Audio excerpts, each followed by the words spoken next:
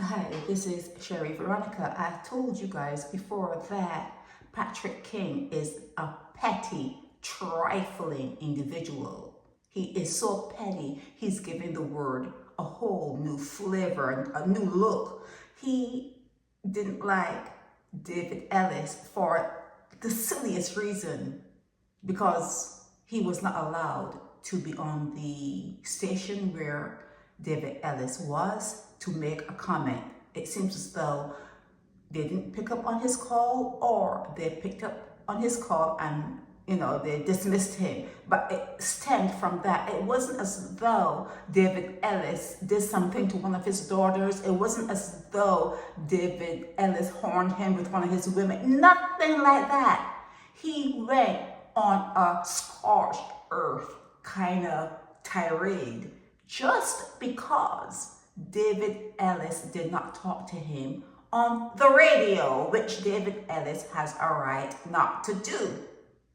Okay? He has a right to talk to who he wants to talk to engage who he wants to engage, and if it's interfering with their, because a lot of what happens on radio, it's advertisements, so they need to make sure that their advertisers don't get like jittery, so they have to really make sure that the person calling in is sticking within certain rules and that kind of stuff. So yeah, they have to cut people off every now and again. So he's a petty guy. He's looking for love that he's not going to get, because it can only, or it could have only come from a mother.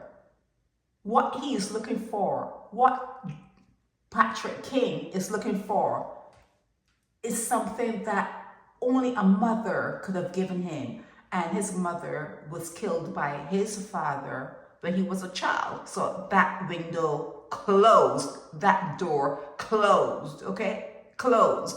Now, I'm surprised because I read through this. I'm surprised that he didn't say there's no constitution. I'm surprised that he didn't pull that one out of his pocket. Oh, they could have tried me. That $85,000 judgment is no good because there's no constitution. He spent a long time telling you guys there's no constitution. And since then, court has gone on, attorneys have gone on, killings have gone on, robberies have gone on, the big R has gone on, everything. The police doing their own thing, the Barbados Defense Force, they're doing their own thing. Every life has gone on, irrespective of Patrick King thinking that there's no constitution in Barbados. That should say something to him. Okay, that should say something to him. But $85,000, he says he's not paying it. Now, I didn't see here, I saw where it says to pay in 6 months, but I didn't see the or else. I just didn't see the or else, or spend a year in jail, a year, 2 years, 6 months. I didn't see the or pay this amount in 6 months, or I didn't see that. Maybe it's there, I'm not going through it again. But he says he's not paying it. He says if he has to go to the CCJ, he will. He's talking about, if you look at my Facebook page, who the F looks at Facebook page when they're not dealing with their Facebook page? They're not. It's a case in court. You deal with it through your attorneys or through your filings in the court. And you could attach what's on your Facebook page to whatever filings, whatever motions, whatever memoranda you are sending to the court. You could enclose what you had on your Facebook page, but you can't tell someone to look at your Facebook page. No one cares about your Facebook page, Patrick King. Now, when I told him that he was petty before, and I told you that he was going, he has no self-control. It's zilch, zero self-control. And I told you the only thing he's going to say is, oh, I'm not coming back to Barbados, like somebody wants to come back to the rape capital and be robbed or raped or whatever. No.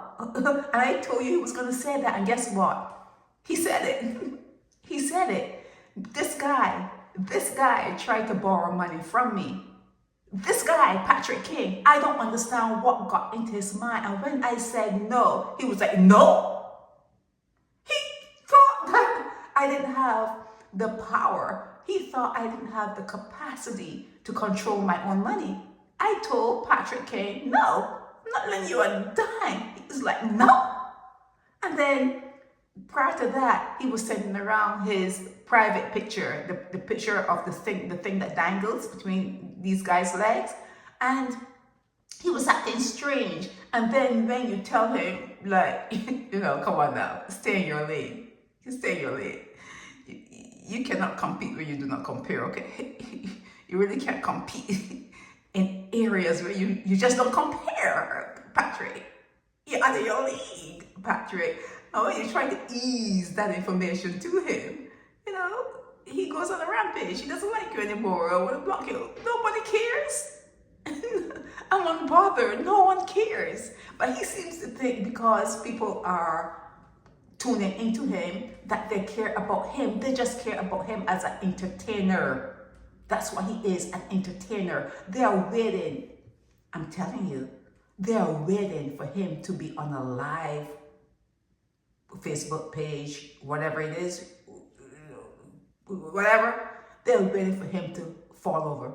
They are waiting for him when he gets all hyper and he gets all beside himself. They are waiting for Patrick King to keel over right there live on Facebook. I think that's what hold people to watch him, okay? But $85,000, and added to that, he was also hit with $12,000 to pay for court.